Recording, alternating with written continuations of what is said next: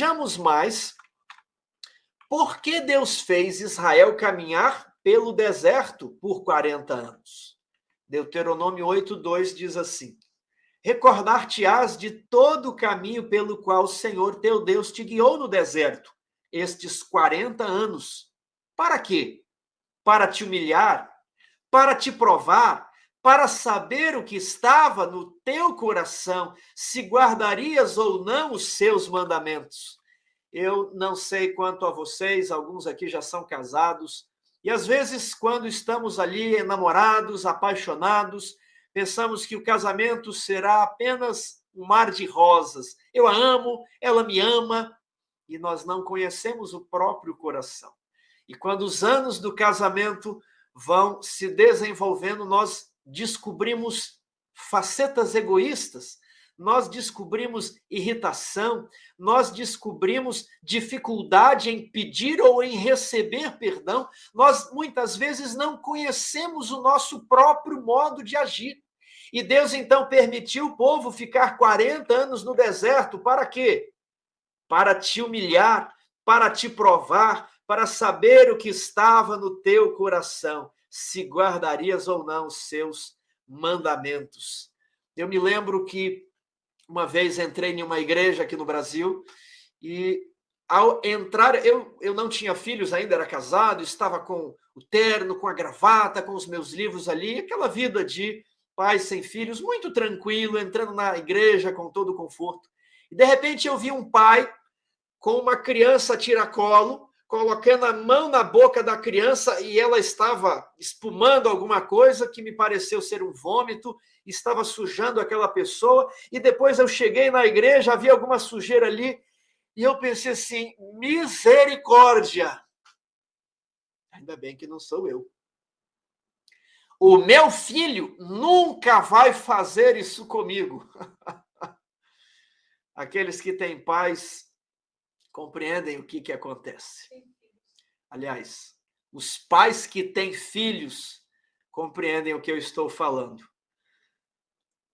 Certa vez dei carona para um pastor e no banco de trás eu iniciei a viagem e perguntei, pastor, como está a família e os filhos? E ele falou, olha, irmão, então, os filhos, eu acho que Deus dá os filhos para... E ele ficou buscando a palavra, sabe? E eu completei, Deus dá os filhos para nos humilhar. E ele, justamente, era essa palavra que me veio à mente, mas eu estava com receio de falar e parecer muito radical. Mas é isso que eu sinto. Deus envia os filhos para nos humilhar, para nos provar, para saber o que está no nosso coração. E eu vou falar para os solteiros, ter filhos é um ato de abnegação que nós não imaginamos, porque nós não conhecemos o que está aqui dentro, não conhecemos o caráter. E quando o filho começa a depender de nós dia e noite, 25 horas por dia, e nós passamos a conhecer quem realmente nós somos. Deus nos humilha por longos anos durante o tempo em que as crianças são pequenas, para preparar o nosso caráter, para nos humilhar, para nos provar, para revelar o que há em nosso coração, ou obras da carne ou frutos do Espírito. Vamos adiante. Porque temos a sensação de que Deus às vezes nos desampara. Já aconteceu com você? Está tudo bem, você está lendo a sua Bíblia, está fazendo o seu culto, talvez nunca teve uma experiência espiritual tão intensa e, de repente, o céu desaba sobre a sua cabeça. Por que Deus nos desampara? Porque, às vezes, quando somos fiéis dizimistas, recebemos um prejuízo. Quando tudo está certo, quando estamos querendo seguir toda a vontade revelada de Deus, o caminho fica estreito e pedregoso. Por quê? Vejamos o que a Escritura nos diz. Segundo Crônicas 32:31. Contudo, quando os embaixadores dos príncipes da Babilônia lhe foram enviados para se informarem do prodígio que se dera naquela terra, Deus o desamparou. Para quê? Para prová-lo, para fazê-lo conhecer tudo o que lhe estava no coração. Essa é a história do rei Ezequias. Ele havia sido um rei fiel.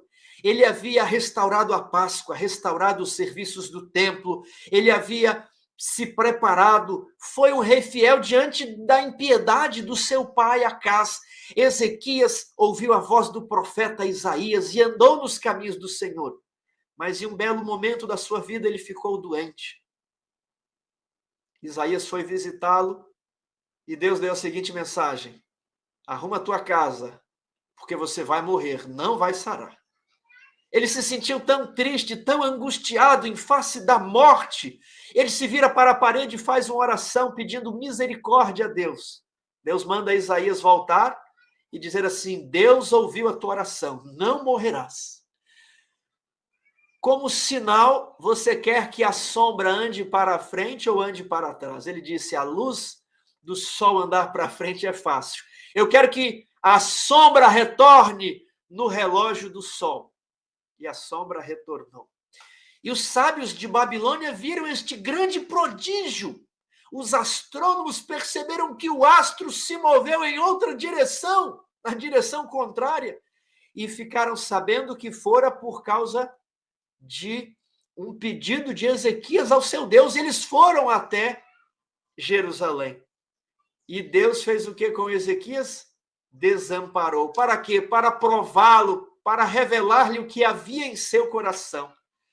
Depois da visita, Isaías foi até o palácio e diz assim: Ezequias, quem era que estava aqui? Isaías, você não sabe o que aconteceu. Nós estamos ficando muito famosos. A nossa fama está atravessando as fronteiras lá na Babilônia. Agora eu sou famoso, Isaías. O povo veio saber o que aconteceu. E o que você mostrou para eles, Ezequias? E ele respondeu assim: não há nada em minha casa, em meus tesouros, que eu não lhes tenha revelado. E Isaías o repreendeu porque ele não falou de Deus, não mostrou a origem do seu poder e da sua cura. Percebam então, voltando ao texto, o que havia no coração de Ezequias, algo que ele nem mesmo conhecia e que foi revelado em um momento de prova.